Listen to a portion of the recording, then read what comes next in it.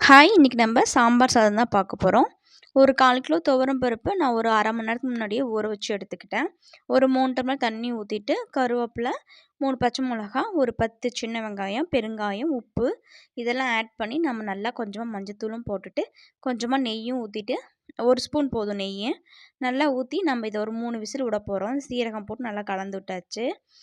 இதிலே கொஞ்சமா முருங்காயும் போட்டுக்க போறேன்.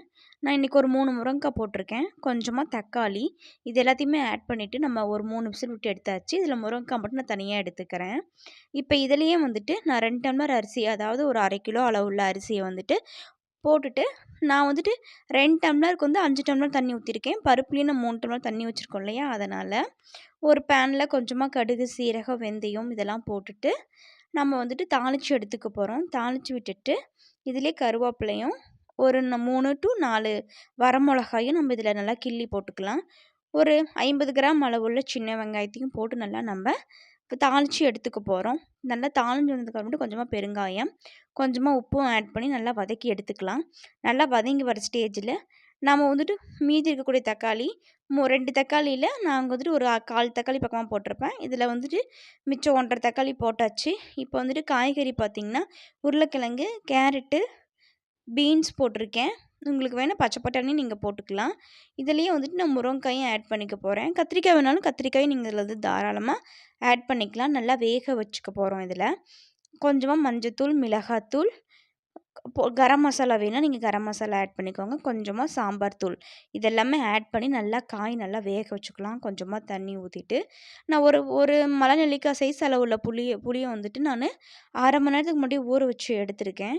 அந்த முருங்காயும் இதிலே ஆட் பண்ணிவிட்டு இதுக்கப்புறமேட்டு நம்ம புளியும் வந்துட்டு நம்ம ஆட் பண்ணிக்க போகிறோம். நல்லா வெந்து வரட்டும்.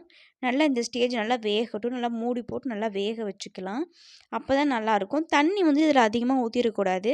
இப்போ பாருங்கள், நான் புளியும் வந்துட்டு நான் கரைச்சி இதில் ஊற்றிக்க போகிறேன். நல்லா வேகட்டும். ஆல்ரெடி முருங்கைக்காய் ஓரளவுக்கு வெந்திருக்கும். உங்களுக்கு முருங்கைக்காயோடைய பல்ப்பு மட்டும் வேணும்னா நீங்கள் பல்ப்பு மட்டும் ஆட் பண்ணிக்கலாம். அதோடைய தொல்லி வந்துட்டு நீங்கள் ரிமூவ் பண்ணி கூட எடுத்துக்கலாம். நல்லா மூடி போட்டு வேக வச்சாச்சு. இந்த மாதிரி எண்ணெய் பிரிஞ்சு வரணும். இதில் உப்பெல்லாம் இருக்கான்னு சொல்லிட்டு நம்ம பார்த்துக்கலாம். நல்லா பருப்பு வந்துட்டு வேக வச்சுருக்கோம் இல்லையா, பருப்பும் அரிசியும் ஒரு 4 to 5 விசில் வந்தால் கூட நல்லாயிருக்கும். நல்லா குழஞ்சி வந்திருக்கும். நான் இந்த மாதிரி குழஞ்சி எடுத்துக்கிட்டேன் குக்கரில் இருந்து. பாருங்கள், நீங்கள் இதை விட குழஞ்சி வேணுனாலும் இன்னொரு விசில் விட்டு கூட நீங்கள் இறக்கிக்கலாம்.